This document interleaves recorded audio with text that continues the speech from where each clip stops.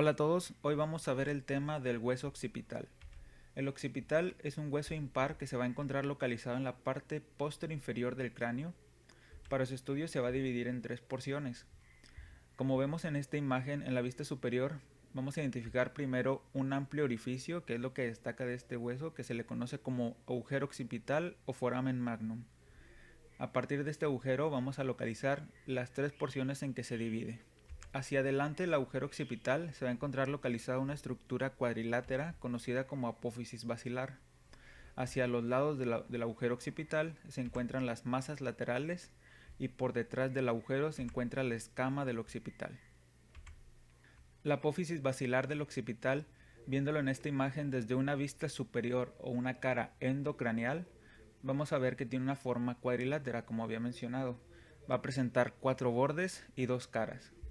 Un borde anterior que va a articular con la cara posterior del cuerpo del esfenoides. Esta sutura es tan fuerte que solamente se puede desprender por medio de un corte de cierre. El borde posterior de la apófisis basilar del occipital contribuye a formar parte del agujero occipital y los bordes laterales articulan hacia los lados con la roca o peñasco del hueso temporal. Sobre la cara superior observamos un canal que se le conoce como canal basilar.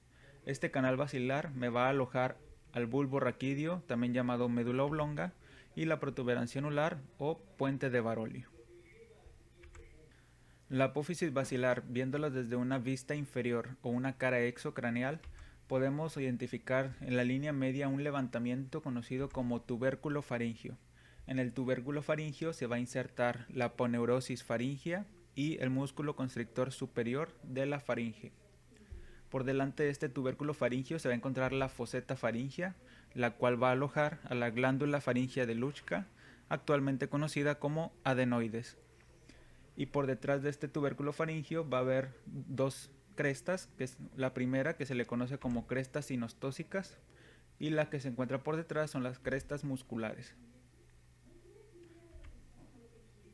Por el agujero occipital o foramen magnum, por aquí va a pasar cinco estructuras. La primera son dos arterias vertebrales, dos nervios espinales y el bulbo raquídeo o médula oblonga. En la escama del occipital, viéndolos desde una cara exocraneal, podemos identificar en la línea media la cresta occipital externa, que termina hacia arriba por la protuberancia occipital externa. A partir de esta protuberancia hacia los lados salen las líneas curvas occipitales superiores, las cuales estas lateralmente van a terminar en la base de las apófisis mastoides, y en la parte media de la cresta occipital externa hacia los lados siguen las líneas curvas occipitales inferiores, que estas terminan lateralmente en las apófisis yugulares del occipital, una estructura que vamos a ver más adelante. En la línea curva occipital superior se va a insertar hacia arriba el músculo occipital y hacia abajo se inserta el músculo trapecio. Por parte de la línea curva occipital inferior, hacia adentro, hacia la parte interna, se va a insertar el músculo recto posterior menor de la cabeza y hacia afuera se inserta el recto posterior mayor de la cabeza junto con el oblicuo menor. La escama del occipital, viéndolos desde una vista endocraneal, podemos observar en la línea media una cresta conocida como cresta occipital interna, la cual termina hacia arriba con la protuberancia occipital interna. Esta protuberancia aloja a la prensa de erófilo. Y hacia los lados de la protuberancia vemos cómo sale el canal del seno lateral, el cual me va a alojar al seno lateral. Y por encima de esta protuberancia se va a encontrar el canal del seno longitudinal superior. Recordemos que este seno longitudinal superior recorría tres huesos, los cuales son el frontal, el parietal y el hueso occipital, que es donde termina. De esta manera vemos cómo con la cresta occipital interna, el canal del seno lateral y el canal del seno longitudinal superior, se divide la cara endocraneal de la escama del occipital en cuatro fosas, las cuales tenemos dos superiores, que se le conocen como fosas cerebrales, debido a que me van a alojar al lóbulo occipital del cerebro. Y las dos fosas inferiores se le van a llamar fosas cerebelosas, debido a que van a alojar al cerebelo.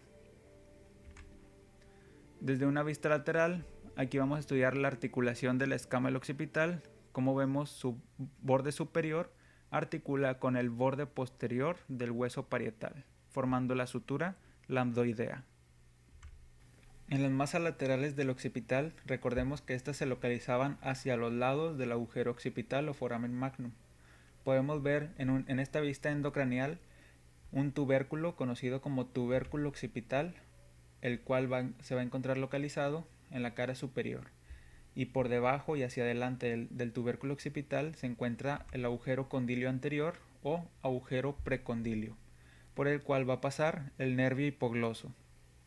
Por detrás de este tubérculo occipital podemos observar también la terminación del canal del seno lateral. Aquí podemos ver cómo inicia el canal del seno lateral en la protuberancia occipital interna. Aquí se pierde debido a que forma parte de la región mastoidea del temporal y termina por detrás del tubérculo occipital. Por eso es que se le llama así. Viendo las masas laterales desde una vista inferior o exocraneal, podemos identificar a los cóndilos del occipital, el cual articula con la primer vértebra cervical llamada atlas. Por delante de estos cóndilos se van a encontrar la foseta condilia anterior o foseta precondilia, con su respectivo agujero condilio anterior o agujero precondilio, el cual había mencionado que pasa el nervio hipogloso. Y hacia atrás del cóndilo del occipital se va a encontrar la foseta condilia posterior, igualmente con su agujero condilio posterior o agujero retrocondilio, por el cual no va a pasar nada. En esta imagen vamos a estudiar la articulación que tiene las masas laterales, que viene siendo esto el borde externo. En el borde externo se encuentra localizado la apófisis yugular. Esta apófisis yugular, vamos a observarla aquí mismo también, como en su parte anterior articula con la roca o peñasco del temporal, formando el agujero rasgado posterior.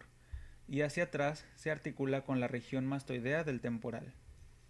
En el agujero rasgado posterior, también en el borde externo, vamos a encontrar una espina, conocida como espina yugular, la cual se observa mejor de este lado de la imagen.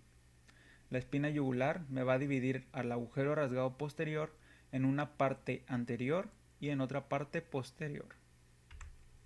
En la parte anterior del agujero rasgado posterior va a pasar el nervio glosofaringio, nervio neumogástrico y nervio espinal. Y por la parte posterior del agujero rasgado posterior pasa la vena yugular interna. Esta vena yugular interna es la de mayor calibre, que se va a encontrar localizada en la región cervical o en el cuello. Si te gustó este video, dale like y suscríbete. Muchas gracias.